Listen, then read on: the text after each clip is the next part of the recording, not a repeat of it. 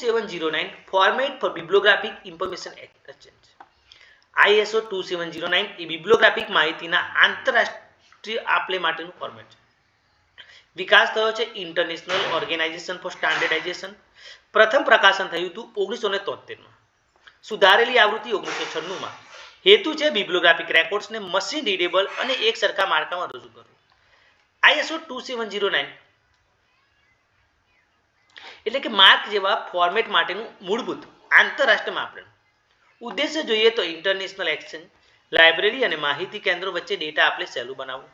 Machine readable એટલે કે record computer સીધો વાંચી શકે. યુનિફોર્મિટી માર્ક જેવા ફોર્મેટ માટે સામાન્ય માળખું. ફ્લેક્સિબિલિટીમાં બિબ્લિયોગ્રાફિક ઉપરાંત નોન બિબ્લિયોગ્રાફિક ડેટા માટે પણ યોગ્ય છે. કમ્પેટેબિલિટી જોઈએ તો વિવિધ દેશોના માર્ક વર્ઝન્સ સાથે સુસંગત છે. ISO 2709 માળખું એટલે કે ISO 2709 રેકોર્ડ 3 મુખ્ય વિભાગો ધરાવે છે. લીડર 24 કેરેક્ટર જેમાં રેકોર્ડની લંબાઈ, પ્રકાશ, સ્થિતિ વગેરેની મૂળભૂત માહિતી. ડિરેક્ટરી દરેક ફિલ્ડ ક્યાં શરૂ થાય છે અને તેની લંબાઈ કેટલી છે તેનો ઇન્ડેક્સ બતાવે છે. વેરિયેબલ ફિલ્ડમાં બિબ્લિયોગ્રાફિક માહિતી સાચવવા માટે. જે બે પ્રકારના છે. કંટ્રોલ ફિલ્ડમાં નિશ્ચિત માહિતી જેમ કે તારીખ, કોર્સ વગેરે. ડેટા ફિલ્ડ્સ જે ટેગ્સ, ત્રણ સબ ફિલ્ડ્સ વગેરે ગોઠવાયેલી માહિતી. ISO 2709 ની વિશેષતાઓ જોઈએ તો ફિલ્ડ બેઝ સિસ્ટમ છે. દરેક માહિતી એક ફિલ્ડમાં સંગ્રહાય છે.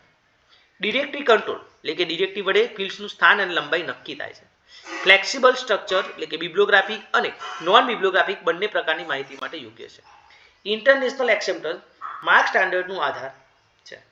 કમ્પેટેબિલિટી તો ISBD, માર્ક 21, CCF, યુનિમાર્ક બધું જ ISO 2709 પર આધારિત છે. ઉદાહરણ તરીકે 5 laws of library science by doctor SR Ranganathan. Leader જોઈએ તો રેકોર્ડ લાઇન સ્ટેટસ. ડિરેક્ટરીમાં 100 ઓથર ફિલ્ડ માટે, 245 ટાઇટલ માટે તથા 260 પબ્લિકેશન ફિલ્ડ માટે.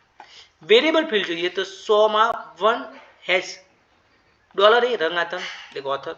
245 માં $10 એમાં ટાઇટલનો સમાવેશ થાય છે તથા રિસ્પોન્સિબલ પર્સનનો. 260 $A મદ્રાસ એટલે કે પબ્લિકેશન પ્લેસ, પબ્લિશર તથા પબ્લિકેશન જેવા. ISO 2709 ના ફાયદા જોઈએ તો ઇન્ટરનેશનલ સ્ટાન્ડર્ડ એટલે કે માર્ક 21, યુનિમાર્ક જેવા ફોર્મેટ્સ માટે આધારભૂત છે. ઓટોમેશન સપોર્ટ લાઇબ્રેરી ઓટોમેશનમાં સીધો જ ઉપયોગ થઈ શકે છે.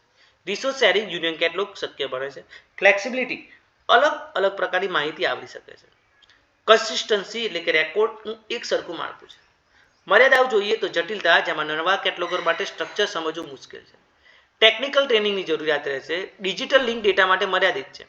બીબ ફ્રેમ જેવા નવા સ્ટાન્ડર્ડ વધુ અનુકૂળ છે. રેકોર્ડ સાઇઝની લિમિટ તો મોટા ડેટા એલિમેન્ટ રાખવામાં મુશ્કેલી થાય છે.